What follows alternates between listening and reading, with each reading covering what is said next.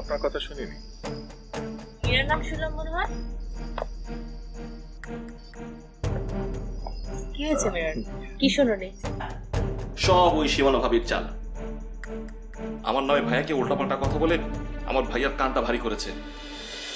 হে আল্লাহ, তুমি প্লিজ আমার সহজ সরল ভাইটাকে একটু বাঁচাও। আর হ্যাঁ, ভাইয়া তোমার কথা প্রায় মনে করে।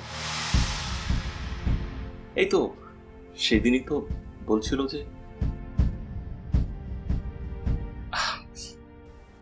কি বলছি?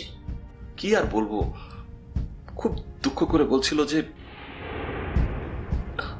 আচ্ছা থাক, বাদ দাও না। না, বলো আমাকে, দুদুল আমার কথা কি বলেছে? চুপ করে আছো কেন? বলো দুদুল কি বলেছে আমার কথা।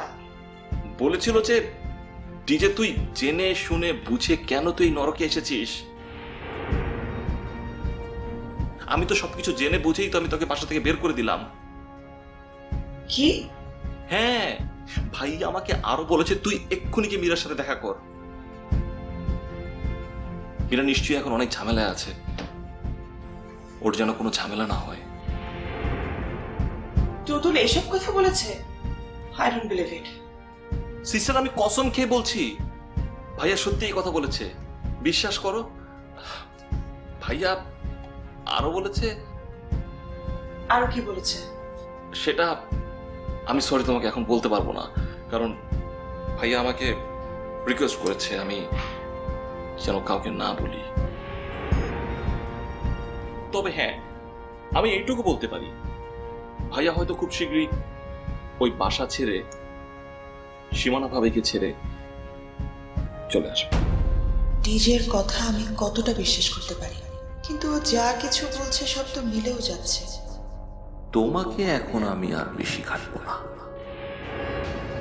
তুমি আমার সোনার ডিম দেওয়া হাঁস। হতেও তো পারে ও সত্যি বলছে। যাক, হয়তো দুদুল এতদিনে নিজের ভুলটা বুঝতে পেরেছে। তোমাকে বাঁচিয়ে রাখতে হবে যে কোনো মূল্যে। কিন্তু তাও যদি হয়, ডিজেকে কেন যেন বিশ্বাস করতে ইচ্ছে করছে না। এভাবে চুপচাপ কি ভাবছে? আমাকে নিয়ে কিছু, নাকি মাইকেলকে নিয়ে?